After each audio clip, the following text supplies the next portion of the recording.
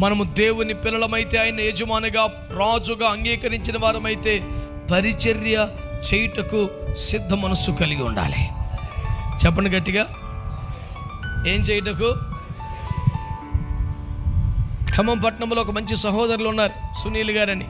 వారు రాజకీయాల్లో ఉన్నత స్థానానికి వచ్చారు. తన భార్యమని గ్రేడ్ 1 ఆఫీసర్, చాలా ఉన్నతమైన కుటుంబం, అద్భుతంగా దేవుని వాక్యాన్ని బోధించగలిగిన సామర్థ్యం కలిగిన వ్యక్తి, విపరీతంగా రోజు గంటల కొద్దీ బైబిల్ చదివి ధ్యానించే భక్తి కలిగిన వ్యక్తి, మంచి సాక్ష్య జీవితమును కలిగిన వాడు.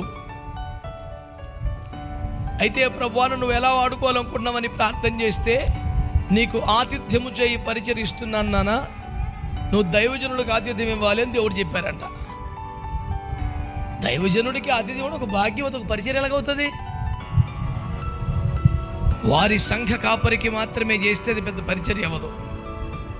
ఖమ్మం పట్టణానికి ప్రపంచ నలుమూల నుండి ఏ దైవజనుడు వచ్చినా, ఏ దైవజనుడి దగ్గరకు వచ్చినా, సభలు ఎవరివైనా, కన్వీనర్ ఎవరైనా, స్పీకర్ ఎవరైనా, వాళ్ళు రిసీవ్ చేసుకునే దగ్గర నుంచి, ఇంటికి తీసుకొచ్చి సకల మర్యాదలు చేసే దగ్గర నుంచి, వారికి ఆతిథ్యం ఇచ్చే దగ్గర నుంచి, వారి అవసరాలు ఏమైనా ఉంటే చూడడం, వారి బట్టలు ఏమైనా ఉంటే ఉతకడం, వారికి కావలసినవన్నీ చేసి పెట్టడం ఇత్యాది సకల పరిచర్యలు ఆయన భుజాన్ని వేసుకొని కొన్ని సంవత్సరాలుగా చేస్తున్నారు.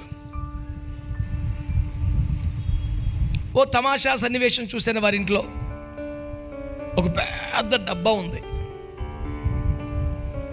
దాంట్లో కొంచెమే వాడిన మంచి మంచి సబ్బులన్నీ వందలు ఉన్నాయి.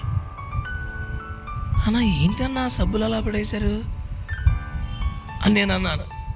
ఊరుగన్నా పడేటువంటి దాచుకుంటేనే అన్నాడు. దాచుకున్నారా? వాడుకోని కాడికి దాచుకున్నా, అవి వాడుకోవడం పెట్టన్నా. వాటిని చూసినప్పుడల్లా ఎంతమంది దైవజనులు మా ఇంటికి వెళ్ళి వచ్చారో మాకు ఎంతో తృప్తి, అదొక మధురమైన తీపి జ్ఞాపకం అన్న. దైవజనుడు వస్తే ఎంతమంది దైవజనులు వస్తే దాన్ని కొత్త సబ్బులు తీస్తారు. వారు స్నానం చేసి 2-3 రోజులు ఉండరు కదా, ఒక రోజు ఉంటారు, వెళ్ళిపోతారు కదా, వెంటనే ఆ సబ్బులు డబ్బులు వేస్తారు.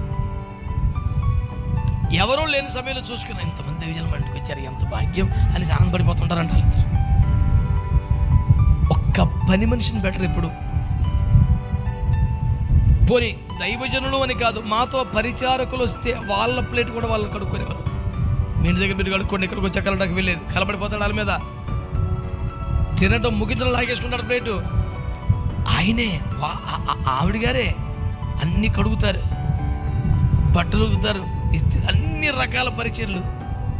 చాలా కోటీశ్వర్లు, ఉన్నతమైన ఉద్యోగాలు, ఆస్తిపరులు, సమాజంలో భక్తి కలిగి ఒక స్థాయి ఉన్నవాళ్ళు. ఆతిథ్యం ఇచ్చుటని నీకు పరిచర్యగా ఇస్తున్నానని దేవుడు చెప్పారంట. ఇక అంతే. నేను ఎందుకు చెప్తున్నానంటే, నడుము కట్టుకొని వారికి ఏమైనా ఆహారం వడ్డించడానికి సిద్ధంగా ఉండాలంట. దేవునికి స్తోత్రం చెప్పండి. దేవుని బిడ్డవైతే నీకు పరిచర్య చేసే మనసు ఉండాలి. స్తోత్రం చెప్పండి.